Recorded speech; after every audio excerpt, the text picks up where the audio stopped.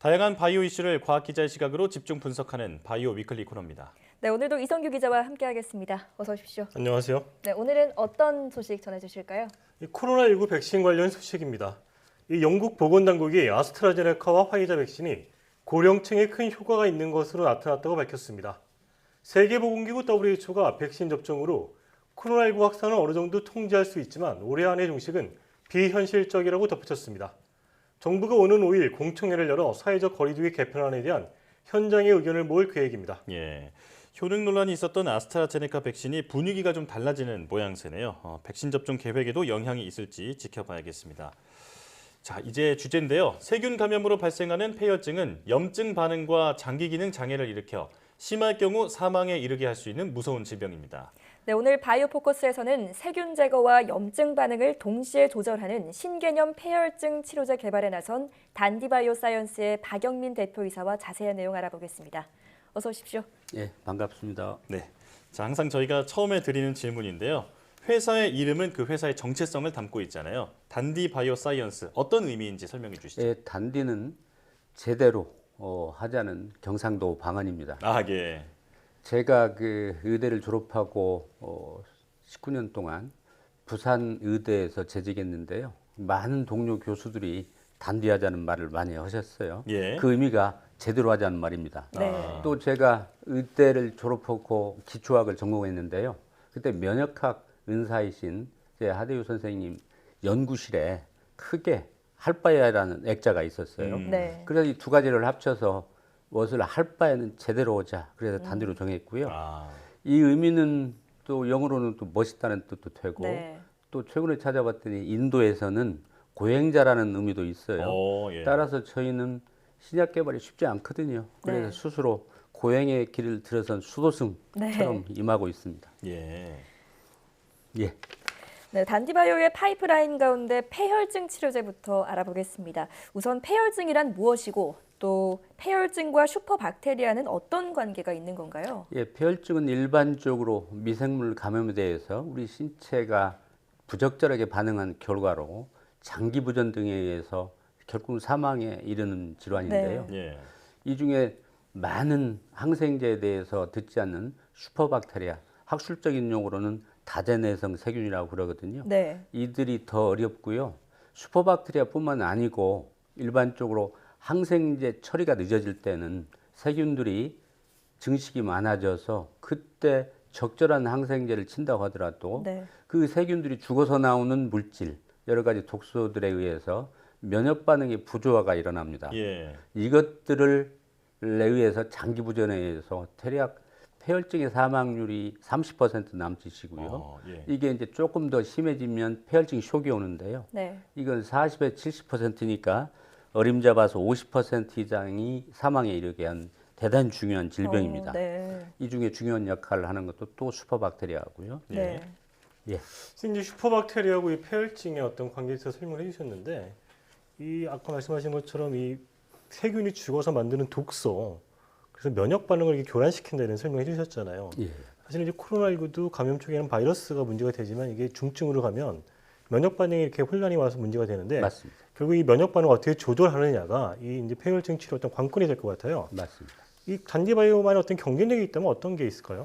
예, 지금까지는 그 조기 진단입니다. 미생물 감염이 있을 때 적절한 항생제를 찾아내는 것이고, 이를 조기에 처방함으로써 열 등 뭐 갑자기 나다는 한 2, 3일 후면 끝날 것이거든요. 네. 근데 이제 진단이 늦어지고 이에 대한 적절한 처방이 늦어지면 이것들이 과증식을 하게 되고 네. 이때는 그 세균의 적절한 항생제를 처방을 하더라도 여기에 이들이 죽어서 내는 여러 가지 산물, 저희가 타겟하는 것이 이제 그람 음상 세균이거든요. 예. 그들이 내독소를 내는데 이 내독소가 우리 인체 반응을 초기에는 아주 과염증 반응을 일으키고 이어서 그 면역 세포들이 죽어서 나오는 면역마비가 있거든요.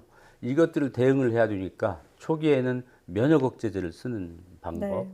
또 후기로 가면 면역 항진 요법을 쓰는 방법, 또 폐혈증의 가장 특징적인 것이 전신성 혈관 응고입니다. 이들을 막기 위해서 항응고제를 쓰는 것인데요. 네. 너무 급속하게 이 폐혈증이 진행이 되다 보니까 아마 그리고 또 지금까지 약이 없는 걸로 봐서는 성공 여부는 속단할 수 없지요. 네. 예. 지금까지 하나도 없으니까 드리는 말씀입니다. 예. 저희 물질은 여기에 굉장히 중요한 시사점이 있는데요. 그러면 원인을 제거해 보자는 거죠. 그 세균을 죽이는 역할, 항생제 역할도 하고 또 세균이 죽어서 나오는 물질, 그람 음성 세균에는 내독소거든요. 이것들의 바인딩해서 결합해서 제거하는 이중활성이 있어서 이론적으로는 가장 합리적인 접근이다. 네. 그렇게 생각을 하고 있습니다. 예. 일찍이 1947년도에 저희하고 작용 기작이 아주 유사하거나 같은 물질이 있었는데 그게 폴리믹신 B입니다. 이게 성공적으로 개발이 돼서 60년대까지 썼어요. 네. 근데 그때 자체적으로 검사를 해보니 부작용이 너무 심합니다. 예. 콩팥이 망가지고 신경 독성이 나와서 지금은 외용주로만 쓰고 있어요. 네. 성공례가 있기 때문에 저희는 그 예로 봐서 독성을 낮춰주면 다른 물질이긴 합니다만은 성공 가능성이 충분하다. 그렇게 생각을 하고 있습니다. 예. 네. 부작용을 줄이고 원인 제거에 집중하는 예. 그 기술에서 차별성이 있다 이렇게 말씀을 해주셨고요. 자, 이제부터는 단디바이오의 또 다른 파이프라인인 치매 치료제에 대해서 질문을 드리겠습니다. 사실 지난 수십 년간 세계적으로 치매 치료제 그 개발이 진행됐지만 지금 이렇다 할 치매 치료제가 없는 상황이거든요. 그렇죠. 이게 원인이 뭐라고 보시는 건가요? 네, 실은 신약 개발은 대단히 어려운 길이지요. 네. 후보 물질 5천 개에서 10,000개당 하나의 성공률이 되니까 실제로는 그 성공 가능은 제로로 수렴한다. 예. 그런 것이거든요. 네. 그럼에도 불구하고 우리 그 알츠하이머성 치매가 한 70%를 차지하는데요. 이것들의 원인은 이미 명확히 밝혀져 있습니다. 네. 뇌세포를 죽이는 원인 아밀로이드 베타하고 타우 단백질이거든요. 이것들을 주로 타깃해서 이것들을 없앰으로써 치료 효과를 보려고 하는 것이었는데요. 네.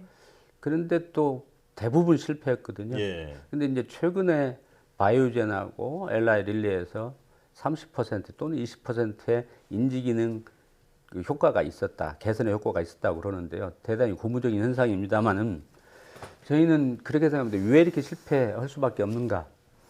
최종 그 타깃인 아밀로이드 베타나 타우 단백질로 타깃을 해서 없애려고 하는 것은 대단히 네. 좋은데요. 그들을 만들어내는 원인이 따로 있다는 거죠. 요즘 네. 급속하게 이제 많은 보고들이 있는데요. 특히 작년에 그 네이처라는 아주 저명한 학술지에 염증 또는 감염이 이 알츠하이머 치매를 촉발할 수 있는가라는 제목으로 내놓고 답은 absolutely yes입니다. 그렇습니다.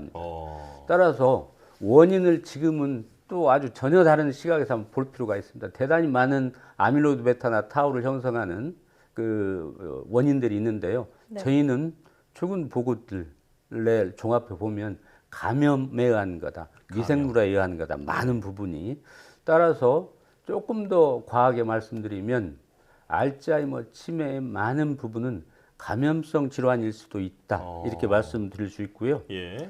저희가 내독소를 제거하는 이 기능은 이 LPS가 뇌로 여러 가지 다양한 루트를 통해서 다양한 수단을 통해서 들어가거든요.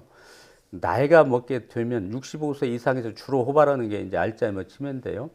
그래서 뇌혈관 장벽이 누수해지고 네. 또 여러 가지 장애 투과성도 높아지고 또 대식세포와 같은 것이 먹어서 또 뇌로 전달되기도 하고 이런 것들이 아밀로이드 베타를 많이 만들어내게 하고 이어서 타우 단백질의 과잉사상을 유도하거든요. 예. 이것들이 이제 뇌세포를 죽여서 인지기능 저하로 알츠하이머 치매가 오게 되는데요. 요걸 저희가 막겠다는 거죠. 네. 그리고 저희가 실제로 치매 환자의 경증, 중증 아주 질환 환자에서 저희가 조사를 해보면 뇌독소가 대단히 병증의 경과함에 네. 따라서 올라가 있다. 그래서 지금 이제 치매 원인을 이 아밀로이드 베타나 타우를 그 만드는 어떤 세균에서 찾았다. 이게 이제 단디바이오 어떤 차별성에 대해 설명해 주셨고, 이 시청자들이 궁금해하는 것 중에 하나가 그래서 이 치매 치료가 도대체 언제쯤 이게 상용화 될 것이냐, 예, 뭐 그렇습니다. 이런 부분이거든요. 예, 대략적으로 상용화 시간 어느 정도 예상하시나요? 지금 뭐 전 세계적으로 아주 고무적인 효과들이 있습니다. 이상 성공한 예도 있고 이제 FDA 승인을 기다리는 약도 있고요.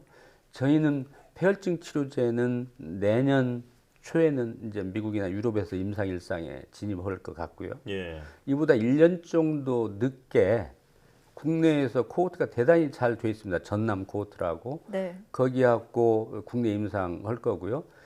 베타, 아밀로이드 베타하고 타우 단백질이 이제 전통적인 몰레큘 분자거든요. 이 두 개 있다가 저희가 발굴한 내독소를 같이 첨가한 진단키도 저희가 개발 중이어서 이를 기반으로 해서 대단히 저희는 일단은 긍정적으로 보고 있습니다. 예. 치료제 개발 네. 또는 예방 제도요. 예.